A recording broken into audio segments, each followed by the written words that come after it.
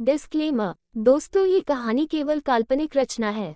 इसका वास्तविक जीवन से कोई भी संबंध नहीं है। कृपया आप कहानियों को केवल मनोरंजन की दृष्टि से ही सुने। साथ ही अगर यह चैनल नॉवल स्टोरी 2.6 पर पहली बार आए हैं तो सब्सक्राइब और वीडियो को भर भर लाइक करना ना भूलें। धन्यवाद। एपिसोड 37। रुद्राक्ष अलका जी की तरफ आते हुए बोला, मॉम आप यहाँ हैं। मुझे आपसे कब से बात करनी थी, उसने कहा और दूसरे ही पल अलका जी की नज़र उस पर पड़ी, जिसे देखते ही उन्होंने तुरंत कहा, हाँ कहो। इसके जवाब में रुद्राक्ष ने किचन की स्लैब से टिकते हुए कहा, मॉम जब हमारा रिश्ता कृति का रिश्ता राजपूताना खानदान के साथ खत्म हो चुका है तो फिर नाना जी अभी भी उस खानदान से दोस्ती क्यों रखना चाहते हैं? आप उन्हें समझाती क्यों नहीं? और इस बीच अखंड के कानों में जैसे ही रुद्राक्ष की ये बात पड़ी, दूसरे ही पल उसके तन बदन में जैसे मानो आग लग गई। उसने अपना चेहरा हल्का सा कृतिका के होठों से दूर किया और कहा, जान तुम मेरी हो, है ना? और ये कहते हुए उसने एक बार फिर से उसके होठों से अपने होठों को मिलाया और इस बार पागलों की तरह उसके होठों को चूमने लगा। इस बार कृतिका भी पूरा बल चुकी थी। कहीं ना कहीं दोनों पागलों की तरह एक दूसरे के होठों को इस वक्त चूम रहे थे। कृतिका भी कहीं ना कहीं अखंड की हरकत से पागल हो गई थी। उसे एक सुकून मिल रहा था। वो कभी उसके नीचे होठ को बाइट करती तो कभी दोनों के टंग आपस में उलझ जाते। इस वक्त दोनों की किस फ्रेंच किस थी। वही रुद्राक्ष की बात पर अलका जी ने चाय को कप में डालते हुए कहा, रुद्र आप ऐसी बातें कैसे कर सकते हैं? आपको मालूम है ना राजा साहब और बाबा सा कितने पुराने दोस्त है। इसके जवाब में रुद्राक्ष कुछ पल तक सोचता रहा और फिर कहा, हाँ मॉम, लेकिन आपने आज देखा नहीं किस तरह अखंड प्रताप सिंह कृतिका के साथ सबके सामने बदतमीजी करके चला गया। उसने उसे सबके सामने किस किया, जबकि अब उसका कृति पर कोई हक नहीं बनता। वही इस पर अखंड ने गहराई से कृतिका के होठों को छोड़ उसे देखा और फिर उसके माथे को चूमते हुए कहा, छोटी गिलहरी तुम पर सिर्फ मेरा हक है ना?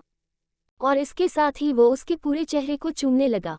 इस वक्त कृतिका अपनी बेताब धड़कनों को किस तरह शांत करती थी सिर्फ वो जानती थी। उसकी मुंह से हल्की हल्की सिसकियां निकल रही थी, लेकिन वो उन्हें अपने होठ भींचते हुए अपने अंदर ही जब्त कर ले रही थी। और अखंड जैसे रुद्राक्ष की बात सुन पूरा पागल हो गया था। कुछ देर बाद अलका जी चाय का कप लेकर जाते हुए रुद्राक्ष से बोली, रुद्र आप भी सो जाए, रात काफी हो गई है। इसके जवाब में रुद्र ने गर्दन हिलाए और इधर उधर देखते हुए वहां से अलका जी के पीछे चला गया। इसके साथ ही अखंड कृतिका को लिए वहां से बाहर निकला और कृतिका तुरंत गहरी गहरी सांसें लेने लगी। इस वक्त उसके उस वक्त से अपने जिन सांसों को रोका हुआ था वो उसे अब बहाल कर रही थी। और अखंड इंटेंस नजरों से उसे देख रहा था। उसकी सांसें भी गहरी थी। आखिर ने वो आगे बढ़ा और उसने झटके से कृतिका को खींचकर अपने सीने से लगा लिया। कृतिका का छोटा सा सिर एकदम अखंड के चौड़े सीने में कहीं छुप सा गया था। उसने अपने दोनों हाथों को उसके बाजुओं पर मजबूत कर दिया। कृतिका की हाइट अखंड के सामने बहुत छोटी थी। वो अभी भी गहरी सांसें के रहा था, जिस पर अखंड ने उसके बालों को सहलाते हुए उसे और ज्यादा मजबूती से अपनी बाहों में भरते हुए कहा, आई लव यू जान, I love you so much. और इसके साथ ही कृतिका की पकड़ अखंड के बाजुओं पर मजबूत हो गई। अखंड उसकी पीठ को सहलाते हुए उसे शांत कर रहा था। वही दरवाजे के पास खड़ा रुद्राक्ष, जिसने फ्रिज के पीछे दोनों को उसी वक्त देख लिया था, उसकी हाथों की मुठ्ठियां गुस्से से मजबूत हो गई। उसने खुद में ही गुस्से के साथ वहां से जाते हुए कहा, अखंड प्रताप सिंह, बहुत जल्दी तुम कृतिका की जिंदगी से दूर हो जाओगे और कृतिका मेरी ही जाएगी। कहते हैं वो वहां से चला गया। वही उसके जाने के साथ ही अखंड ने कृतिका को यूं ही अपनी बाहों में भरे हुए कहा, आइसक्रीम खाने बाहर चलोगी? कृतिका, जो इस वक्त खुद भी खुद को अखंड की बाहों में सबसे महफूज जगह महसूस कर रही थी, उसने जाने अनजाने ने अपनी गर्दन हाँ में हिला दी। और इसके साथ ही अखंड के चेहरे पर एक मुस्कुराहट आ गई। इसके साथ ही वो झुका और उसने झटके से कृतिका को अपनी गोद में उठा लिया। कृतिका के दोनों हाथ एकदम से अखंड के गर्दन पर आ गए और उसका सर सीधा अखंड के सीने से जा लगा। चाहे वो जितना अपने दर्द को बयां करके, अखंड की दरिंदगी को बयां करके, लेकिन ये बात कोई नहीं बदल सकता था कि उसे दुनिया में अगर सबसे ज्यादा लगाव भी किसी से था तो वो सिर्फ अखंड से था। अगर वो खुद को सबसे ज्यादा महफूज भी किसी के साथ समझती थी तो वो अखंड था। क्योंकि शादी के 6 महीनों में भले ही उसके लिए एक भी दिन प्यार भरा ना रहा हो, लेकिन हिफाजत भरा जरूर होता था। उसने आज तक अखंड के साथ कभी भी खुद को खतरे में महसूस नहीं किया था। अखंड ने उस पर आज तक एक आंच नहीं आने दी थी। और ये चीज वो जानती थी कि अगर पहले उसने उस पर एक आंच नहीं आने दी तो अभी भी नहीं आने देगा। वही अखंड मुस्कुराता हुआ कृतिका को लेकर सीधा किचन से बाहर पार्किंग में आ गया। उसने खुद का डोर खोला और कृतिका को गाड़ी के पैसेंजर सीट में बैठाते हुए खुद ड्राइविंग में आकर बैठ गया। इसके साथ ही उसने गाड़ी स्टार्ट की और गाड़ी सीधा वहां से निकल गई। वही कृतिका गाड़ी में अब चुपचाप बैठी थी। उसे समझ नहीं आ रहा था कि अभी अभी चंद मिनटों में क्या से क्या हो गया है। आखिर में अखंड ने उसके हाथ जो उसकी गोद में थे जिसे वो आपस में बांधते हुए मसल रही थी, अखंड ने उसके हाथों को अपने हाथों में ले लिया। इसके साथ ही कृतिका ने अखंड को देखा तब अखंड ने उसके हाथ पर अपनी पकड़ और ज्यादा मजबूत करते हुए कहा, मेरी तरफ देखो छोटी गिलहरी, मेरी जान, मेरी रूह। और इसके साथ ही कृतिका ने एक बार अपने और अखंड के हाथ को देखा। अखंड का गोरा हाथ और कृतिका का गोरा खूबसूरत हाथ इस वक्त साथ में ऐसा लग रहा था जैसे मानो ऊपर वाले ने उन्हें एक दूसरे के लिए ही बनाए हो। अखंड के हाथ की वीन्स को देख अचानक ही कृतिका का गला सूखने लगा। वो आज पहली बार अखंड के हाथों को अपने हाथों में इस तरह देख रही थी। उसका दिल पता नहीं क्या चाहा, उसने अपने दूसरे हाथ को अखंड की हाथ पर रखा और उसके हाथों के वीन्स को धीरे धीरे करके छूने लगी। अखंड को एक हाथ से ड्राइव कर रहा था। जैसे ही उसने कृतिका की हरकत को नोटिस किया उसके चेहरे पर एक लंबी मुस्कुराहट आ गई। वो अब कुछ नहीं कह रहा था, बस कृतिका को वो करने दे रहा था जो वो कर रही थी। वही उसके हाथों की वीन्स को छूने के बाद कृतिका को अपने पेट में एक अजीब सी गुदगुदी का एहसास हो रहा था। उसने दूसरे ही पल झटके से अखंड के हाथ को छोड़ा और अपना चेहरा गाड़ी की विंडो से बाहर कर दिया। वो अभी नाइट ड्रेस में थी और इस चीज का होश न तो अखंड को था और ही उसे खुद था। अखंड ने उसे इस तरह गर्दन मोड़ते हुए देखा तो हल्का सा हंस कर कहा, देख रहे हो बेबी, मम्मा आपके डैडी से कितना शर्मा रही है। हाँ, आप ना जल्दी से मम्मा की टमी से बाहर आओ, उसके बाद मैं और आप मिलकर आपकी मम्मा को परेशान करेंगे। कृतिका के कानों में जैसे ही ये बात है उसने दूसरे ही उसकी तरफ घूमते हुए कहा, हमारा बच्चा आपकी तरह नहीं होगा जो वो हमें परेशान करेगा, बल्कि वो हमसे बहुत प्यार करेगा। ये सुन अखंड हंसा और फिर कहा, देखते हैं। लेकिन उसी पल कृतिका के दिमाग में कुछ आया और उसने इस बार मायूसी से कहा, लेकिन आप हमारे बच्चे के साथ हमें परेशान तो तब करेंगे ना जब आप और हम साथ रहेंगे। कल हमारी हल्दी, परसों मेहंदी और उसके बाद शादी, फिर हम जिंदगी भर के लिए किसी और के हो जाएंगे और फिर आप भी तो जल्दी ही हानिया दी से सगाई करने वाले हैं। कहते हुए उसने अपना चेहरा लटका दिया। लेकिन इसी पल अखंड ने झटके से गाड़ी ब्रेक मारी और उसकी तरफ घूमकर उसके चेहरे को अपने हाथों में थामते हुए उसे गहरी नजरों से देखेकर बोला, छोटी गिलहरी, मैं कोई हानिया से सगाई नहीं कर रहा हूँ। मेरी जिंदगी की पहली लड़की तो नहीं लेकिन आखिरी लड़की सिर्फ तुम हो। ये बात तुम हमेशा याद रखना। कहते हुए वो उससे दूर हुआ और उसने गाड़ी का डोर ओपन कर दिया। इसके साथ ही कृतिका ने हैरानी से आसपास देखा तो उनके गाड़ी आइसक्रीम पार्लर के बाहर खड़ी थी। ये देखते ही उसके चेहरे पर हल्की हल्की मुस्कुराहट आ गई। तभी अखंड ने उसके साइड का डोर ओपन किया, फिर कहा, आइए हम पहुंच गए। कृतिका भी जल्दी से गाड़ी से बाहर निकल गई। इस वक्त रात के 1 बज रहे थे। अखंड ने कृतिका की तरफ देखा जो नाइट ड्रेस में थी। तभी उसके कानों में उसके दांत कटकटाने की आवाज पड़ी। इसके साथ ही अखंड ने अपनी डेनिम को उतारा और कृतिका को पहनाकर उसे बाजुओं से पकड़ते हुए कहा, चलो जान। कहते हुए वो उसे अपनी बाहों में भरे हुए आइसक्रीम पार्लर की स्टाफ बढ़ गया। वो दोनों आए और जैसे ही अंदर गए वहां कोई नहीं था सिवाय वहां के मैनेजर के।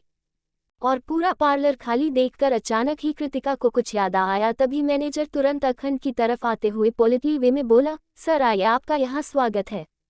अखंड ने गर्दन हिलाई। तभी मैनेजर ने कृतिका को देखा, जिसके साथ ही कृतिका ने हैरानी से कहा, मैनेजर अंकल, अभी तो हमारे ख्याल से रात के 1 बजते होंगे और अपने आज अभी तक दुकान खुली रखी है। ये सुन अखंड के चेहरे पर एक मुस्कुराहट आ गई। वही उसकी बात पर उस मैनेजर ने मुस्कुराकर अखंड को देखते हुए कहा, मैम एक्चुअली हमने दुकान बंद कर दी थी, लेकिन सर ने अभी चंद घंटे पहले ही हमारी दुकान को खरीद लिया, जिसके बाद सर की तरफ से ऑर्डर था कि जब तक वो आपके साथ मतलब अपनी वाइफ के साथ यहाँ नहीं आ जाते तब तक मुझे दुकान खुली रखनी है। ये सुनते ही कृतिका ने अखंड को देखा, जिसके चेहरे पर एक टेढ़ी मुस्कुराहट थी। दूसरे ही पल उसने हैरानी से कहा, हुकुम सा आपने अभी दुकान खरीदी, लेकिन क्यों? इसके जवाब में अखंड ने प्यार से उसे देखते हुए कहा, जस्ट फॉर योर जान। उसकी बात सुनकर कृतिका का दिल जोरों से धड़क उठा। ये वो शख्स बिल्कुल नहीं था जिसे वो पिछले 6 महीनों से जानती थी। ये तो कोई और ही था, जिसे कृतिका एक लम्हे के लिए इस पल पहचानने की कोशिश करती रही। तभी मैनेजर ने कहा, मैम आपको कौन सी फ्लेवर की आइसक्रीम चाहिए? कृतिका एकदम से उसकी बात सुनकर अपने होश में वापस आए और उसने हड़बड़ी के साथ मैनेजर को देख कहा, हमें नहीं पता। कहते हुए उसने अपनी नजरें झुका ली। अखंड समझ गया था। उसने तुरंत कृतिका के चेहरे को प्यार से देखते हुए कहा, स्ट्रॉबेरी जोड़ vanilla with chocolate milk shake. उसने कहा और कृतिका ने कंफ्यूजन से उसे देखा, जैसे उसे अखंड ने अभी अभी जो चीजें कही है उसका मतलब मालूम ही नहीं हो। वही अखंड उसकी कंफ्यूजन समझता था। उसने प्यार से उसके चेहरे को सहलाते हुए कहा, I know it's your favourite, क्योंकि अभी तुम वहां भी यही फ्लेवर खा रही थी। कृतिका ने कुछ नहीं कहा, लेकिन वो इस पल बेइंतहा शर्मिंदा हुई थी। उसे सही से आइसक्रीम के फ्लेवर के बारे में भी मालूम नहीं था। ये उसके लिए शर्मनाक था, लेकिन इसमें उसकी कोई गलती नहीं थी। अब अगर बचपन से उसे कभी स्कूल नहीं भेजा गया, उसे कभी पढ़ाया लिखाया गया, तो उसने उसकी क्या गलती थी। वही कुछ ही देर में मैनेजर ने अखंड के हाथ में 2 आइसक्रीम का कोन और 2 चॉकलेट मिल्क बढ़ाया, जिसके साथ ही अखंड ने मिल्क शेक अपने हाथ में लिया और उसका हाथ फूल हो गया। उसके हाथ को फूल देख कृतिका ने तुरंत आइसक्रीम के कोन को मैनेजर के हाथ से ले लिया। इसके साथ ही अखंड ने उसे चलने का इशारा किया और दोनों साथ में पार्लर से बाहर आए। दोनों अब गाड़ी के सामने खड़े थे। तभी अखंड ने गाड़ी की बोनेट में मिल्क शेक की ग्लास को रखा और फिर झटके से कृतिका को झुककर कमर से उठाते हुए बोनेट पर बैठा दिया। कृतिका एक पल के लिए बिल्कुल हैरान रह गई। वही अखंड ने अब एक मिल्क शेक का एक गिलास अपने हाथ में लेकर उसे पीते हुए कृतिका को देख कहा, खाओ जान, वरना पिघल जाएगी। कृतिका ने अपने हाथों में पकड़ी हुई दोनों आइसक्रीम को देखा और फिर उसने तुरंत एक आइसक्रीम अखंड की तरफ बढ़ा दिया और कहा, एक आप खाए।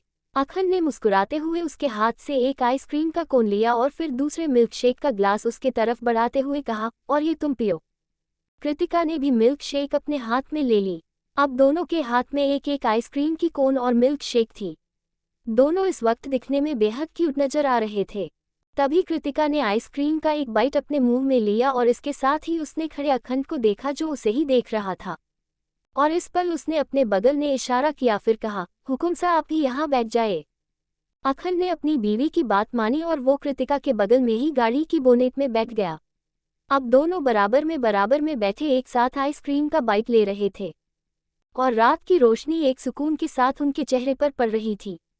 वही मैनेजर दूर से ही उन्हें देखते हुए मुस्कुरा कर कहा रहा था, मुझे यकीन नहीं था कि मर्द अपनी पसंदीदा औरत के लिए कुछ भी कर सकता है, लेकिन आज इन्हें देखकर यकीन हो गया कि वाकई मर्द अपनी पसंदीदा औरत के लिए कुछ भी कर सकता है। एपिसोड 38। कृतिका ने अखंड की तरफ आइसक्रीम का कोन बढ़ाया तो अखंड ने भी मुस्कुराते हुए उसके हाथ से एक आइसक्रीम का कोन लिया और फिर दूसरे मिल्कशेक का ग्लास उसके तरफ बढ़ाते हुए कहा, और ये तुम पियो। कृतिका ने भी मिल्क शेक अपने हाथ में ले ली। अब दोनों के हाथ में एक एक आइसक्रीम की कोन और मिल्क शेक थी। दोनों इस वक्त दिखने में बेहद क्यूट नजर आ रहे थे।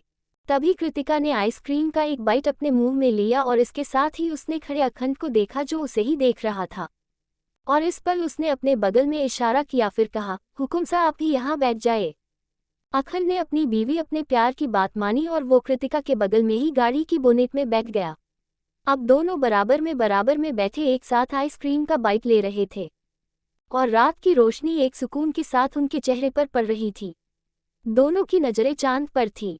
वही मैनेजर दूर से ही उन्हें देखते हुए मुस्कुराकर कह रहा था, मुझे यकीन नहीं था कि मर्द अपनी पसंदीदा औरत के लिए कुछ भी कर सकता है, लेकिन आज इन्हें देखकर यकीन हो गया कि वाकई मर्द अपनी पसंदीदा औरत के लिए कुछ भी कर सकता है। वही अखंड ने मिल्क शेक और आइसक्रीम दोनों को साथ साथ में खाते हुए कृतिका की तरफ पलटा और फिर कहा, छोटी गिलहरी, चलो हम रेस करते हैं। ये सुनते ही आइसक्रीम का बाइट लेती कृतिका की आंखें बड़ी हो गई।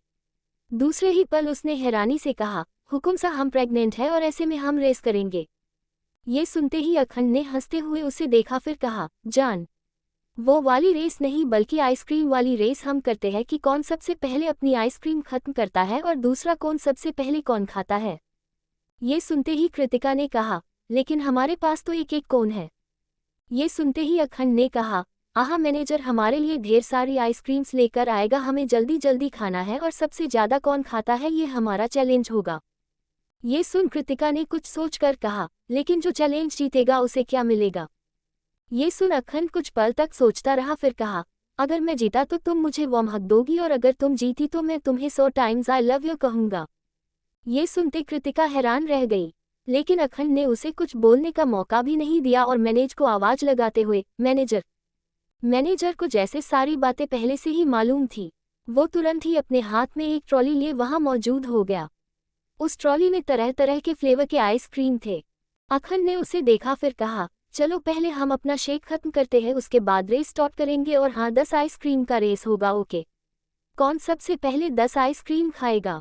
आज ना जाने कितने दिनों के बाद कृतिका को ऐसा महसूस हो रहा था, या कह सकते हैं पहली बार उसे ऐसा महसूस हो रहा था। उसका दिल अंदर से उसे खुश महसूस हो रहा था, और वो आज ना जाने क्यों अखन की हर एक बात को बारीकी के साथ सुनती जा रही थी और उसके साथ सारी चीजें करती जा रही थी। अखन मिल्क शेक पीते हुए उसे देख रहा था और कृतिका अपनी गर्दन झुकाए मिल्क शेक पी रही थी। कुछ ही देर में मिल्क शेक खत्म हुआ और इसके साथ ही अखन ने उसके हाथ से अपने हाथ में ग्लास लेकर उसे ट्रॉली में रखा और फिर आइसक्रीम खाते हुए कहा, लेट्स स्टार्ट बच्चा। इसके साथ ही अखन ने भी जल्दी से अपने हाथ में आइसक्रीम लिया और कृतिका ने अपने हाथ में आइसक्रीम किया और इसके साथ दोनों ने साथ में आइसक्रीम खाना शुरू किया। दोनों साथ में आइसक्रीम खा रहे थे। वही मैनेजर कभी कृतिका को देखता तो कभी अखन को। इसके साथ ही कृतिका की एक आइसक्रीम खत्म हो गई। उसने जल्दी से मैनेजर को देखा और कहा, मैनेजर अंकल, एक आइसक्रीम दीजिए जल्दी। मैनेजर ने भी तुरंत उसे आइसक्रीम दे दिया। इसके साथ ही कृतिका ने दूसरा आइसक्रीम खाना शुरू कर दिया। उसका पूरा ध्यान आइसक्रीम खाने में था। वो इस वक्त बहुत क्यूट नजर आ रही थी। अखन ने भी अपना एक आइसक्रीम खत्म किया और मैनेजर ने जल्दी से उसे दूसरा आइसक्रीम दिया और इस बार अखन ने दूसरा आइसक्रीम खाना शुरू किया। वही आइसक्रीम खाते हुए कृतिका का ध्यान अखन पर पड़ा, जिसे देखते ही वो हल्का सा हंसी और फिर उसने तुरंत अपने हाथ को आगे बढ़ाकर अखन के होठों के पास लगी आइसक्रीम को अपनी उंगलियों से साफ कर दिया। अखन एक पल के लिए उसे देखता रह गया। उसकी आंखों में इस वक्त कृतिका के लिए बेइंतहा प्यार था और कृतिका जैसे सारी चीजें इस पल भूल चुकी थी।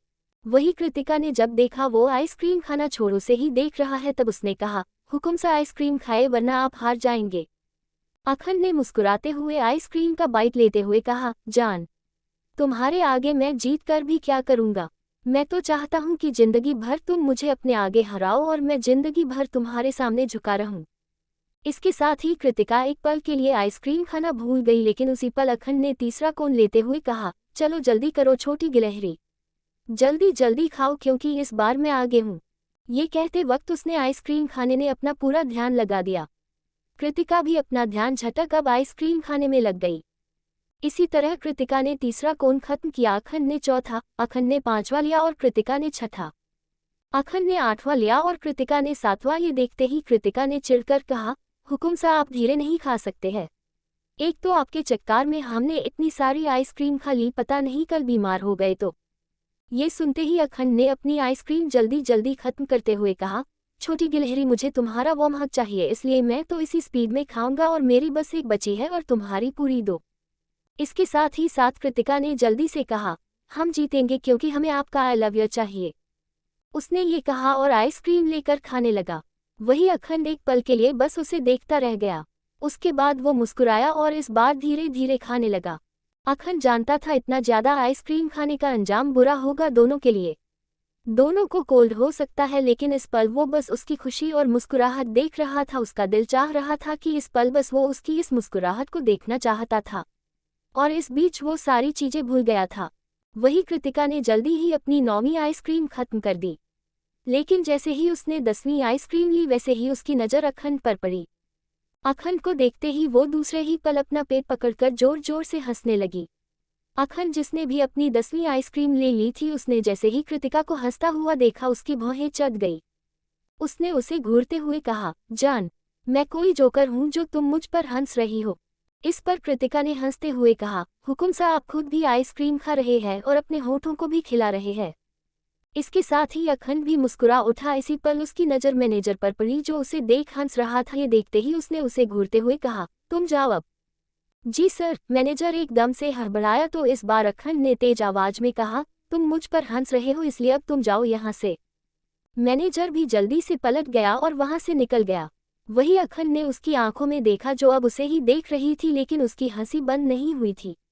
आखिर अखन की आइसक्रीम उसके होठों पर बुरी तरह से फैल कर लग गए थे, जिसमें वो काफी क्यूट लग रहा था।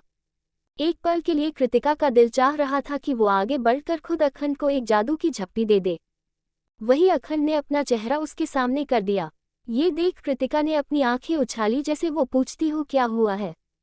इसके जवाब में अखंड ने तुरंत उसकी तरफ देखा और अपने होठों पर लगे आइसक्रीम की तरफ इशारा करते हुए कहा, इसे साफ कर दो जान। कृतिका ने गर्दन हिलाए और जल्दी से अपनी उंगलियों से उसके होठों को साफ कर दिया। इसके साथ ही अखंड मुस्कुराते हुए पीछे हटने लगा, लेकिन उसी पल कृतिका ने आगे बढ़कर जल्दी से उसके होठों को हल्का सा चूम लिया और इस पल अखंड अपनी जगह पर थम गया और कृतिका जल्दी से पीछे होकर आइसक्रीम खाने लगी। अखंड इसी तरह जमा हुआ था कि उसी पल कृतिका जोर से चिल्लाए, हुकुम सा हम जीत गए, हम जीत गए, अब आप हमें 100 बार आई लव यू कहेंगे। उसने खुश होते हुए कहा और इसी पल अखंड अपने होश में आया। वो हल्का सा पीछे हुआ और अपने होठों को छूते हुए कहा, I love you, I love you, I love you. कहते हुए उसने अपना हाथ आगे बढ़ाया और कृतिका को अपने करीब खींचकर उसे अपने सीने से लगा लिया। कृतिका का छोटा सा सिर अखंड के सीने में था और वो अखंड के मुंह से बस खुद के लिए आई लव यू सुनती जा रही थी। तभी अखंड ने उसके पीठ को सहलाते हुए धीमे से उसके माथे को चूम कर कहा, तुम काउंट करो क्योंकि मैं भूल जाऊंगा। कृतिका ने गर्दन हिलाए और उसने अपनी फिंगर से काउंट करना शुरू किया। अखंड ने सुकून से उसे अपनी बाहों में भरते हुए अपनी आंखें बंद की और कहना शुरू किया, I love you, I love you, I love you, I love you, I love you, I love you, I love you, I love you, I love you, I love you, I love you, I love you, I love you, I love you, I love you, I love you, I love you, I love you, I love you, I love you, I love you, I love you, I love you, I love you, I love you। ऐसे ही उसने और कहा, फिर वो रुका। उसने अपनी आंखें खोली और कृतिका को देखा जो मुस्कुराते हुए काउंट कर रही थी। उसने धीरे से पूछा, कितना हुआ? इसके जवाब में कृतिका ने जोड़ते हुए धीरे से कहा, अभी तो सिर्फ 59 हुए हैं, अभी 41 बाकी है।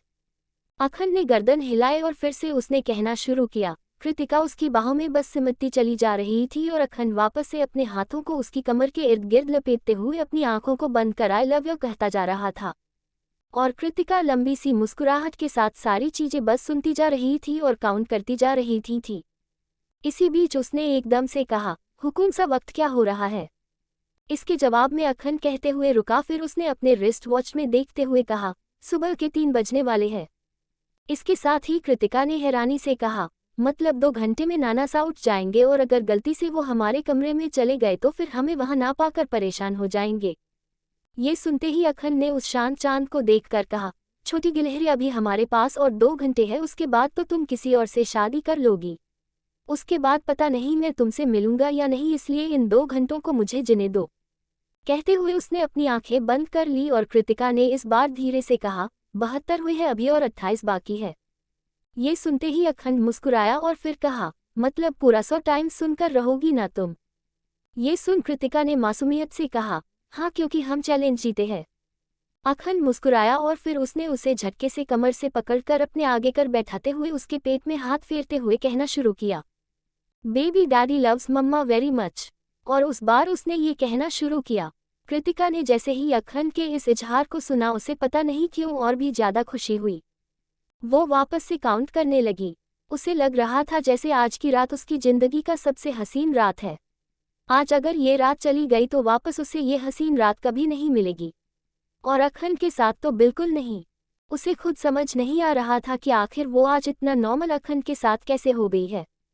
उसके हिसाब से शायद ये पल उसके लिए आखिरी पलों में से थे जो हसीन थे, क्योंकि उसकी शादी किसी और से हो रही थी, जिसका मतलब ये था कि वो फिर कभी अखंड की शक्ल भी नहीं देख पाएगी। अखंड उसके लिए एक वहम बनकर रह जाएगा। वही करीब 10 मिनट तक अखंड अपनी बात को दोहराता रहा और आखिर में कृतिका ने कहा, हो गया 100 बार। आपने 100 बार हमें आई लव यू कह दिया। और ये सुन अखंड रुका, लेकिन दूसरे ही लम्हे उसने उसे पूरी तरह से अपनी बाहों में भरते हुए कहा, I love you so much छोटी गिलहरी, मेरी जान, मेरी रूह, मेरा बच्चा, मेरी हुक्मरानी सा। कृतिका ने कुछ नहीं कहा। कुछ देर बाद ही अखंड गाड़ी की बोनेट से उतरा और फिर उसने कृतिका को भी खड़ा करते हुए कहा, 1.5 घंटे और है। आधा घंटा हमें जाने में लगेगा, मीन्स 1 घंटा और है हमारे पास, तुम कहीं और जाना चाहोगी? ये सुन कृतिका सोच में पड़ गई और बार उसने सोचते हुए कहा, नहीं अब हम 1 घंटा गाड़ी में रहते हैं, उसके बाद आप हमें घर छोड़ देना। ये सुन अखंड ने गर्दन हिलाए और फिर गाड़ी के पैसेंजर सीट का दरवाजा खोल दिया। कि इसी पल कृतिका ने अपनी बाहों को फैलाया तो अखंड ने कंफ्यूजन से उसे देखा, जिस पर कृतिका ने कुछ झेपते हुए कहा, आपकी वो महक। अगले ही लम्हे अखंड सीधा कृतिका से लिपट गया। एपिसोड 39। कुछ देर बाद ही अखंड गाड़ी की बोनेट से उतरा और फिर उसने कृतिका को भी खड़ा करते हुए कहा, 1.5 घंटे और है। आधा घंटा हमें जाने में लगेगा, मीन्स 1 घंटा और है हमारे पास, तुम कहीं और जाना चाहोगी? ये सुन कृतिका सोच में पड़ गई और बार उसने सोचते हुए कहा, नहीं, अब हम 1 घंटा गाड़ी में रहते हैं, उसके बाद आप हमें घर छोड़ देना। ये सुन अखंड ने गर्दन हिलाए और फिर गाड़ी के पैसेंजर सीट का दरवाजा खोल दिया। कि इसी पल कृतिका ने अपनी बाहों को फैलाया तो अखंड ने कंफ्यूजन से उसे देखा, जिस पर कृतिका ने कुछ झेपते हुए कहा, आपकी वो महक। अगले ही लम्हे अखंड सीधा कृतिका से लिपट गया। अखंड ने ये काम इतनी जल्दी में किया था कि एक पल के लिए कृतिका पीछे की तरफ घिसकर सीधा गाड़ी से टिक गई और उसके दोनों हाथ अखंड के बाजुओं पर थम गए। और अखंड, उसे तो मानो जैसे इसी चीज का इंतजार था, उसने इतनी ज्यादा मजबूती से खुद उसके गले लगा हुआ था जैसे मानो अगर वो उसे हल्का भी ढीला छोड़ेगा तो वो उसे छोड़कर भाग जाएगी। कृतिका को इस तरह मजबूती से गले लगाने की वजह से सांस लेने में दिक्कत हुई। तब उसने कहा, हुकुम सा क्या कर रहे हैं? इसके जवाब में अखंड ने बेहद नर्म आवाज में जवाब दिया, अपनी जान को अपने अंदर समेट रहा हूँ, वरना मेरी जान निकल जाएगी। कहते हुए उसने उसे छोड़ दिया और बिना उससे नजरें मिलाए सीधा ड्राइविंग सीट में आकर बैठ गया। वही कृतिका एक पल के लिए उसकी बात सुनती रही और दूसरे ही लम्हे वो भी पैसेंजर सीट में बैठ गई। इसके साथ ही अखंड ने गाड़ी स्टार्ट की और गाड़ी सीधा अग्रवाल हाउस की तरफ जाने लगी कि तभी कृतिका ने बीच में कहा, हुकुम सा हम कहाँ जा रहे हैं? इसके जवाब में अखंड ने धीमा सा जवाब दिया, तुम्हारे नाना के घर। ये सुनते ही कृतिका ने तुरंत कहा, आपने कहा अभी 1 घंटा और है हमारे पास, और ये 1 घंटा आप हमारे साथ बिताना चाहते हैं, तो फिर आप घर क्यों जा रहे हैं?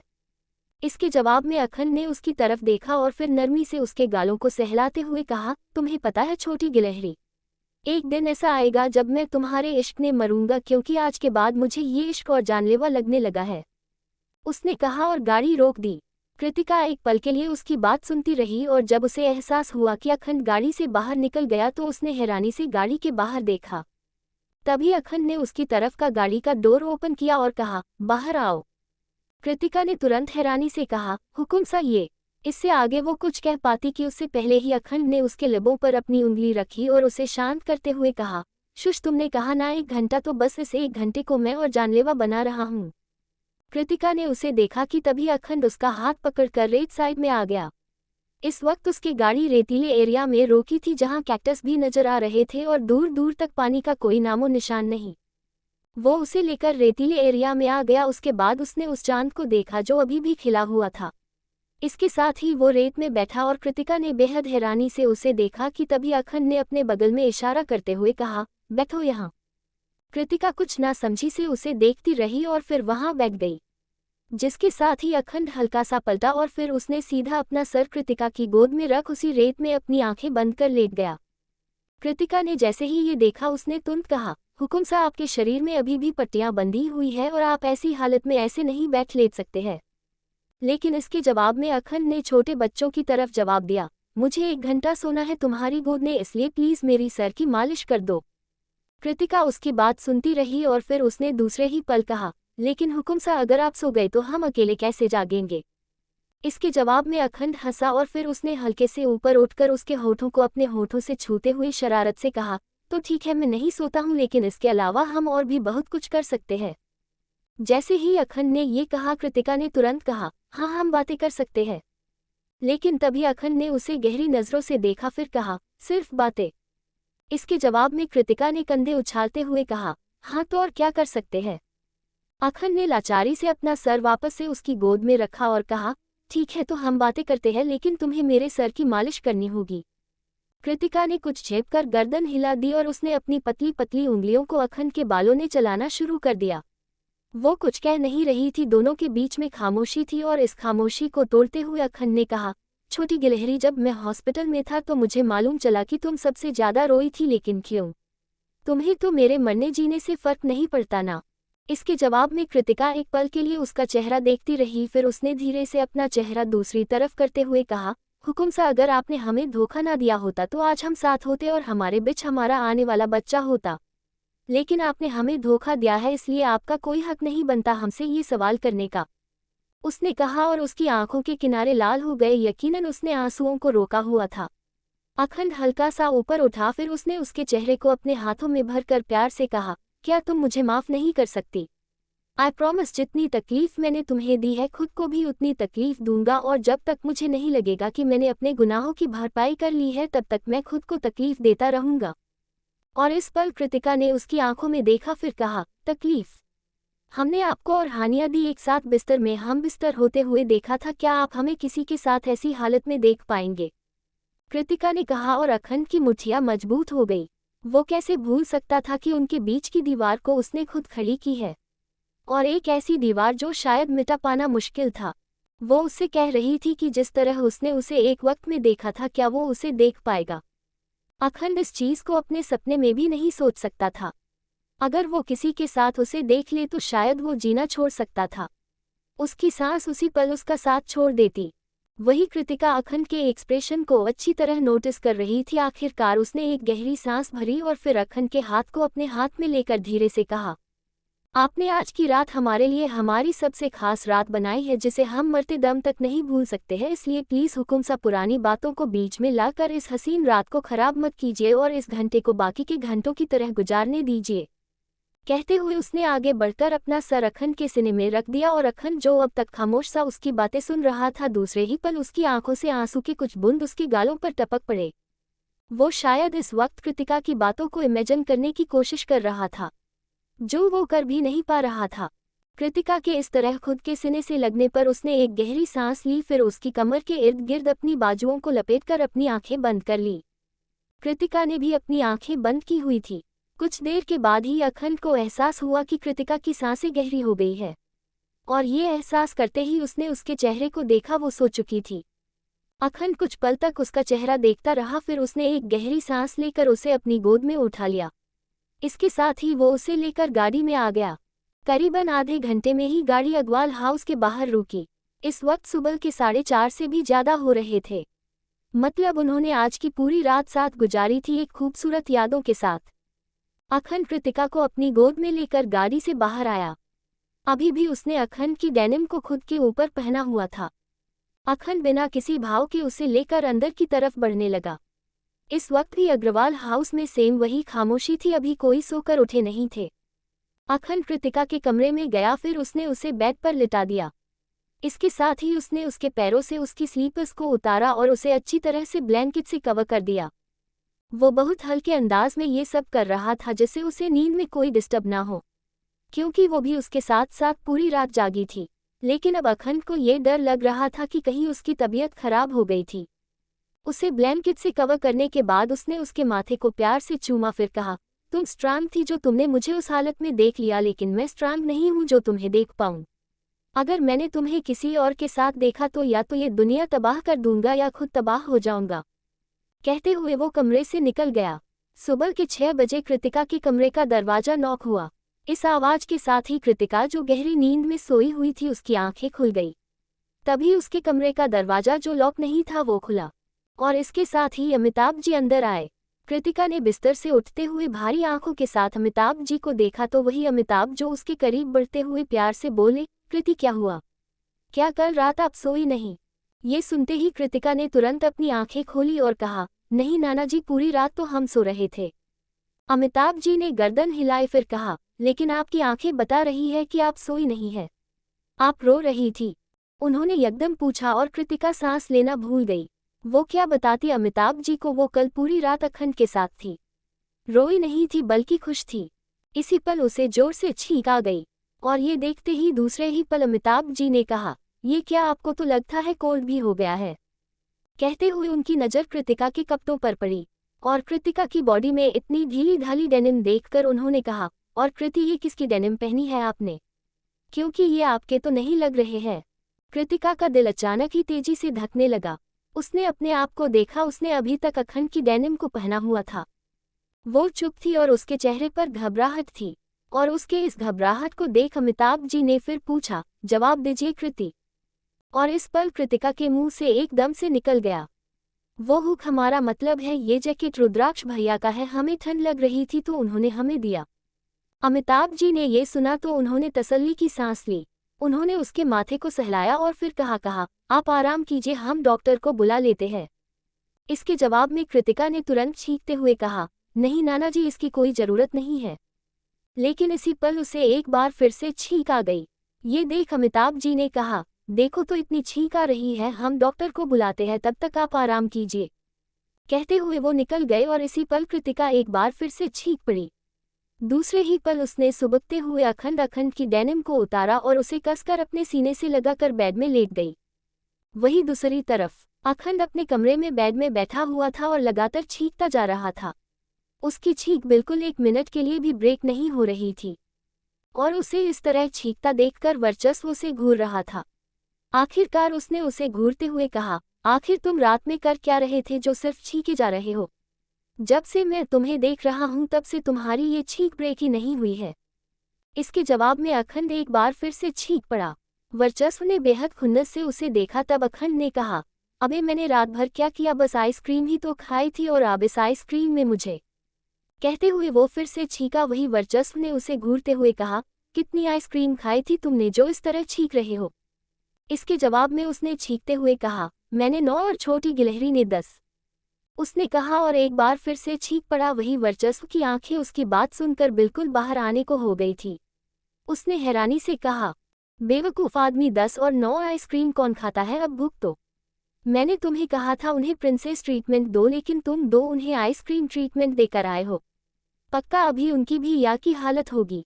इसके जवाब में अखंड ने उसे घूरा, फिर छींकते हुए कहा, बेवकूफ़ मैं नहीं तुम हो, तुम्हें बताना चाहिए था कि मैं प्रिंसेस ट्रीटमेंट में क्या दूं उसे आइसक्रीम अच्छी लगी तो मैंने। इससे आगे वो कुछ बोल पाता कि एक बार फिर से छींक पड़ा। इस बार वर्चस्व ने अपने हाथ को आगे किया और कहा, बस बस भाई और मत बोल तू कुछ भी, वरना मुझे रोना आ जाएगा। एपिसोड 40। उसने छींकते हुए कहा, मैंने 9 और छोटी गिलहरी ने 10। उसने कहा और एक बार फिर से छींक पड़ा। वही वर्चस्व की आंखें उसकी बात सुनकर बिल्कुल बाहर आने को हो गई थी। उसने हैरानी से कहा, बेवकूफ़ आदमी, 10 और 9 आइसक्रीम कौन खाता है? अब भूख तो मैंने तुम्हें कहा था उन्हें प्रिंसेस ट्रीटमेंट दो, लेकिन तुम दो उन्हें आइसक्रीम ट्रीटमेंट देकर आए हो। पक्का अभी उनकी भी यही हालत होगी। इसके जवाब में अखंड ने उसे घूरा, फिर छींकते हुए कहा, बेवकूफ़ मैं नहीं तुम हो, तुम्हें बताना चाहिए था कि मैं प्रिंसेस ट्रीटमेंट में क्या दूं उसे आइसक्रीम अच्छी लगी तो मैंने। इससे आगे वो कुछ बोल पाता कि एक बार फिर से छींक पड़ा।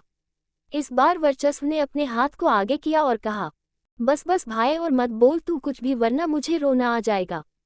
कहते हुए उसने उसे हंसते हुए देखा और फिर कहा, वैसे मैंने हॉस्पिटल में अपॉइंटमेंट ले ली है, तुम भाभी सा को लेकर 11 बजे तक चले जाना। ये सुन अखंड ने उसे देखा। अखंड ने ही उसे हॉस्पिटल में अपॉइंटमेंट लेने को कहा था, क्योंकि आज उसे कृतिका का चेकअप कराना था कि उसकी प्रेगनेंसी नॉर्मल है या नहीं, सब कुछ सही तो है। उसे अपने आने वाले बेबी की फिक्र हो रही थी, इसलिए एक बार वो खुद भी सेटिस्फाइड होना चाहता था। वही अग्रवाल हाउस में अमिताभ जी ने डॉक्टर को बुलाया था जो 9 बजे तक आई थी। उसने कृतिका का चेकअप किया, फिर कहा, आपने क्या खाया था जो आपको इतना कोल्ड हो गया? इसके जवाब में कृतिका ने एक बार वही खड़े अमिताभ जी को देखा, फिर अपनी नज़रें चुराते हुए कहा, कुछ भी तो नहीं। इसके साथ ही डॉक्टर ने उसे घूरा, फिर कहा, इम्पॉसिबल, बताएं मुझे आपने क्या खाया था? इस बार कृतिका ने अपनी नज़रें और ज़्यादा चुराते हुए कहा, आइसक्रीम। अमिताभ जी की भौहें चढ़ गई। वही डॉक्टर ने गर्दन हिलाई। तभी अलका जी कमरे में दाखिल होते हुए बोली, तभी मैं सोचूं रात में आइसक्रीम का बॉक्स फ्रिज से बाहर कैसे था, मतलब आप रात में आइसक्रीम खा रही थी? ये सुन कृतिका ने जैसे तसल्ली की सांस ली, उन सबको बात कुछ और लग रही है। उसने बस हाँ में गर्दन हिला दी। थोड़ी देर के डॉक्टर चली गई, जिसके बाद अमिताभ जी ने उसके माथे को सहलाया और चूमते हुए कहा, अच्छा आप आराम कीजिए, शाम में आपकी हल्दी है, नाश्ता कमरे में ही हम भेजवा देते हैं। कृतिका ने बस गर्दन हिलाए और फिर अलका जी अमिताभ जी कमरे से बाहर चले गए।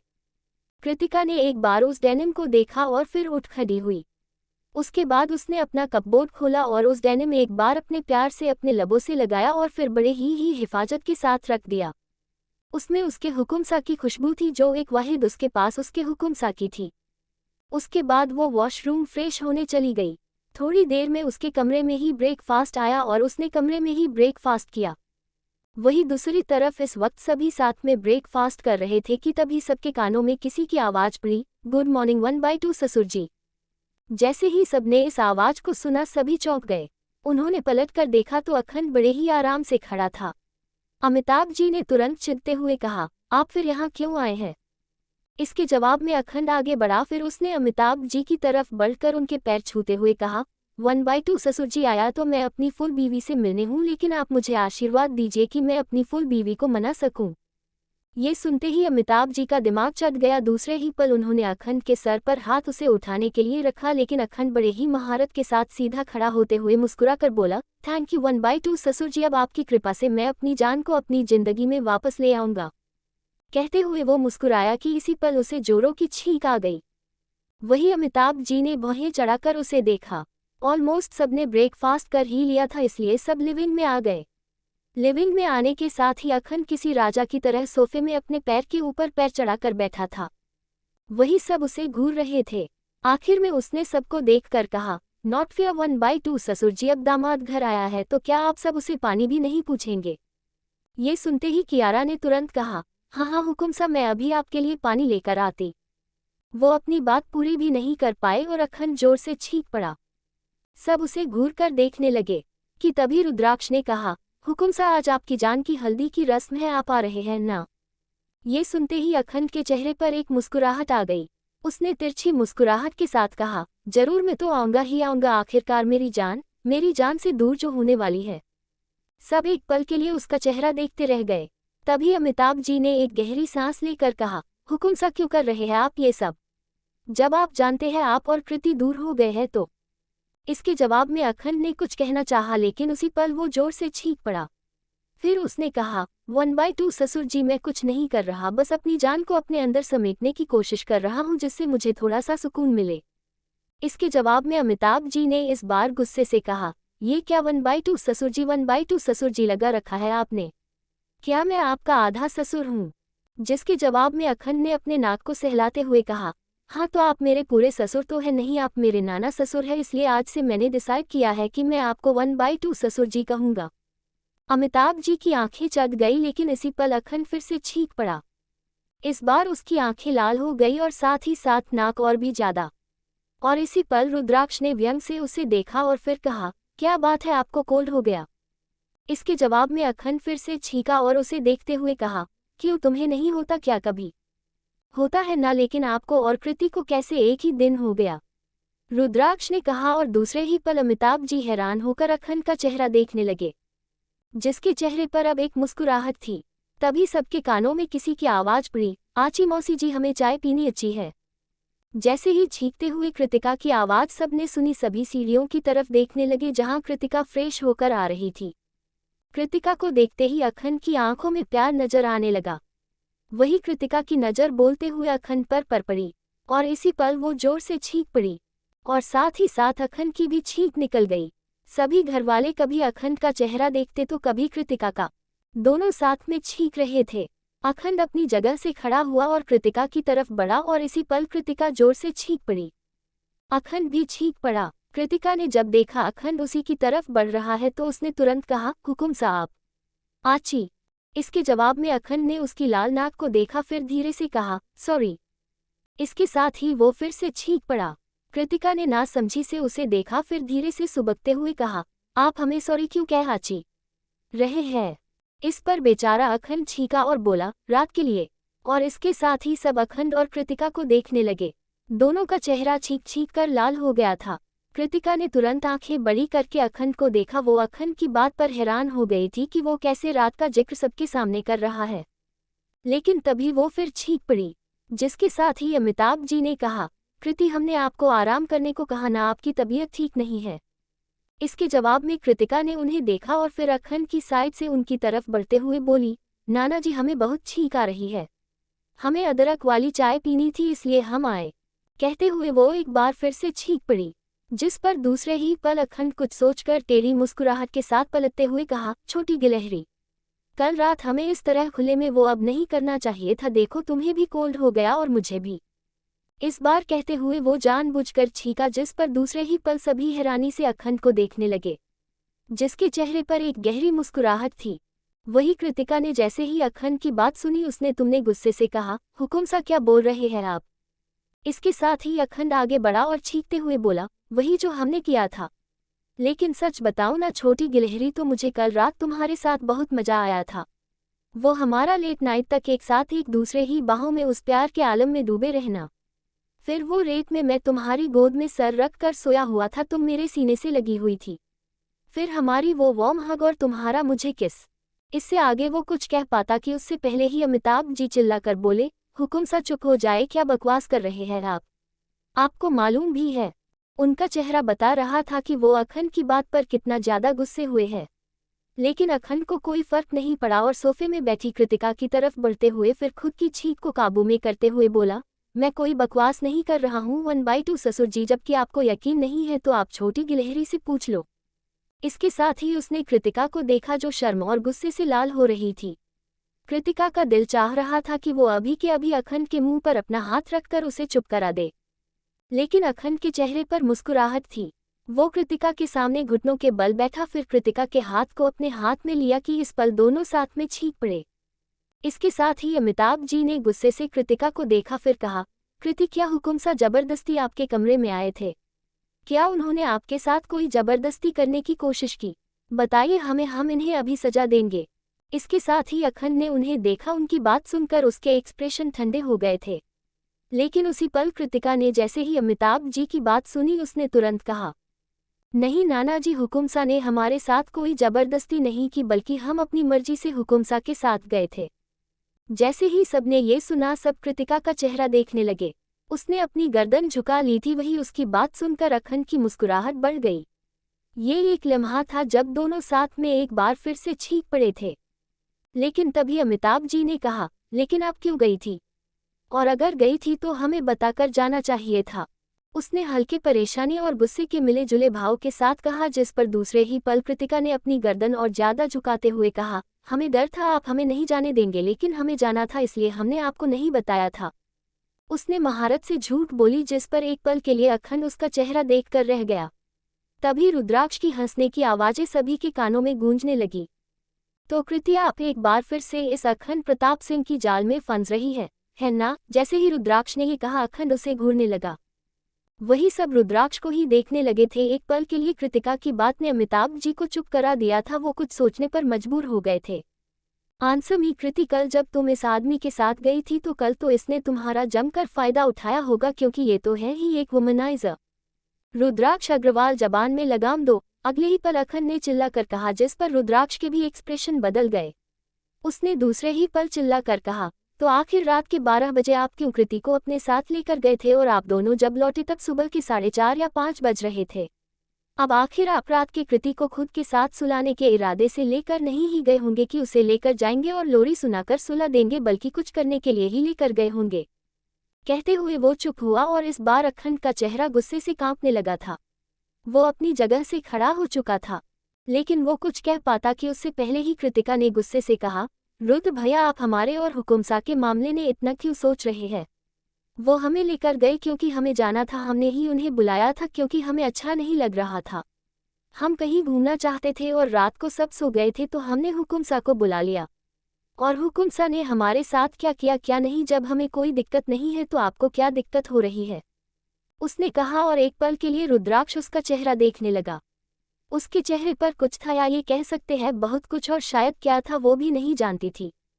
तभी कियारा अपने हाथ में 2 कप लिए आए और कृतिका और अखंड की तरफ बढ़ाते हुए बोली, हुकुमसा कैसा, आप दोनों इसे पी लीजिए, आराम मिलेगा। अखंड ने एक बार चाय की तरफ देखा, फिर के लिया। कृतिका ने भी ले लिया। दोनों अब खुद की छींक को काबू करे हुए चाय पी रहे थे। तभी रुद्राक्ष अपनी जगह से खड़ा हुआ और वहां से जाते हुए बोला, कृति तुम्हें इस इंसान ने पागल कर दिया है। भूलो मत, आज तुम्हारी हल्दी है, कल मेहंदी और फिर शादी, उसके बाद तुम किसी और की बन जाओगी, इसलिए अपने दिल में बहते इन जज्बात को काबू करो। कहते हुए वो निकल गया और एक पल की कृतिका उसकी बात सुनती रह गई। तो दोस्तों आगे कहानी में क्या होगा ये जानने के लिए स्टोरी को सुनते रहिए सिर्फ और सिर्फ नॉवल स्टोरी 2.6 पर। अगर कहानी आप सबको पसंद आए तो लाइक शेयर और कमेंट जरूर करें। धन्यवाद।